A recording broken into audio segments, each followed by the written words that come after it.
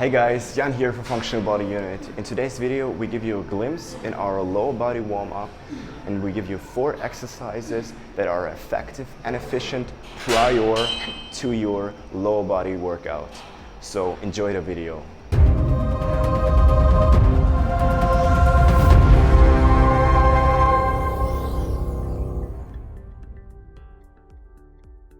Usually we recommend to do all the low body cars, so hip cars, knee cars and ankle cars, also prior to your lower body session.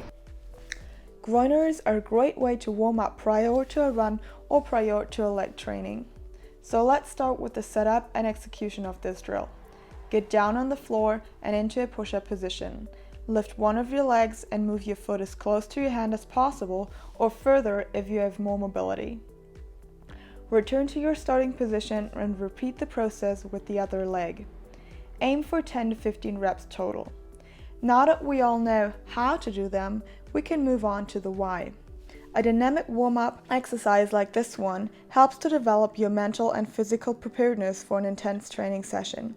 A dynamic warm-up exercise like the groaners challenges and works the body, elevates the heart rate, and enhances blood flow to muscle tissue. So get to the floor and warm up effectively and efficiently to get the most and best out of your training.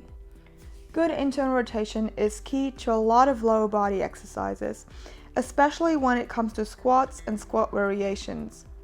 So instead of stretching only, we incorporate a kinetic stretch which asks for active muscle contraction during the stretch. Now, ideally, your mobility is so good and on point that you don't need this drill, but for most people, this isn't the case. Get into a 90-90 position. Your upper body is facing forward, basically pointing in the same direction as your front knee. Now try to lift the rear foot off the ground while simultaneously turning the upper body towards your rear knee. You should feel more tension in your rear leg's hip because you're turning into more hip internal rotation. Once you reach your end point, you press your foot into the ground as much as possible while turning your upper body back into its starting position. Repeat on one side for 5 reps before transitioning to the other side.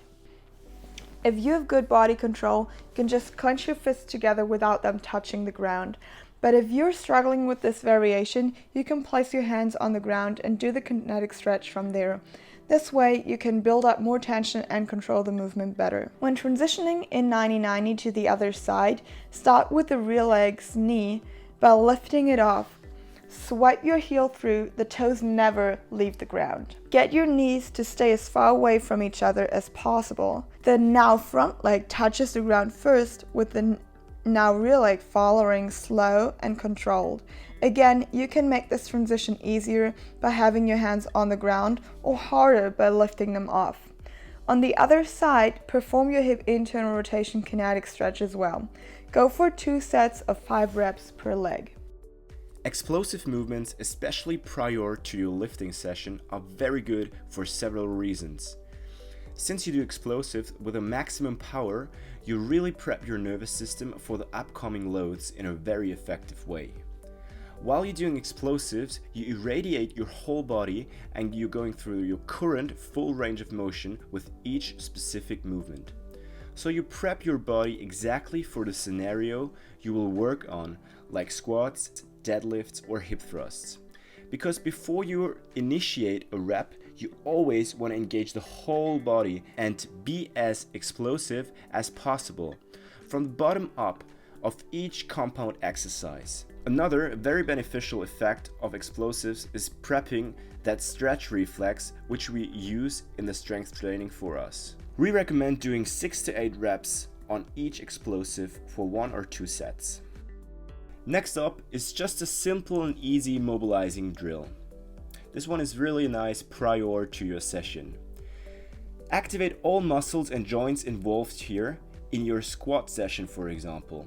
Go into your deepest squat, rotate your body over your ankles and stop from time to time engaging a rails contraction while in maximum dorsiflexion and rock your weight over your ankle. Activating the regressive tissue of your dorsiflexion, so the tibialis anterior, is a good prep for your joints before heavy loads are incoming. Feel your hips moving here. Try to go actively in more hip abduction and internal rotation, letting your knee collapse actively. You simultaneously prepping your tibia external rotation while doing these mobilizing drills. Play around here and be creative. We recommend you doing this for around a minute and do this for 1 or 2 sets. If you enjoyed this video, then please leave a thumbs up and subscribe to our channel to stay updated on mobility, skill and strength tutorials. If you want even more information, then visit our website, the link is in the description below.